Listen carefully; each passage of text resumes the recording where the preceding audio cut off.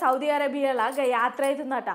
ఏం యాత్రనో ఏమో కానీ ఇప్పుడు సౌదీ అరేబియాలు భారతదేశానికి పాకిస్తాన్కి ఇంకా 14 దేశాలకు అసలు వీసాలే ఇస్తలేరట. మొన్నటిదాకానేమో ట్రంప్ సార్ చేసే ఇప్పుడేమో సౌదీ అరేబియా. ఏందో ఏమో మరి ఆ యాత్ర చూసేద్దాం పారే.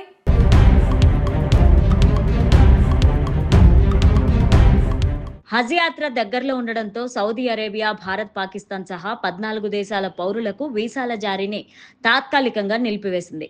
ఇలాంటి నమోదు చేసుకోకుండా వచ్చే యాత్రికులను అడ్డుకునేందుకే ఈ నిర్ణయం తీసుకున్నట్టు చెబుతున్నారు అధికారులు.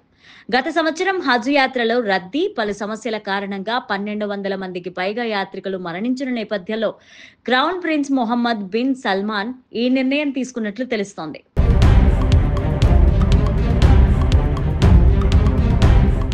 గతంలో జరిగిన ప్రాణ నష్టానికి ఇలా నమోదు చేసుకోకుండా వచ్చిన వ్యక్తులే కారణమని సౌదీ అధికారులు భావిస్తున్నారు. ఈ సంవత్సరం యాత్ర ప్రక్రియను క్రమబద్ధీకరించే ప్రయత్నంలోనే సౌదీ అధికారులు వీసా నిబంధనను కఠినతరం చేశారు. పవిత్ర కాలంలో నమోదిత యాత్రికులు మాత్రమే దేశంలోనికి ప్రవేశించేలా చూసే ప్రయత్నంలో భాగంగా ఇలా వీసాలను సస్పెండ్ చేశారు.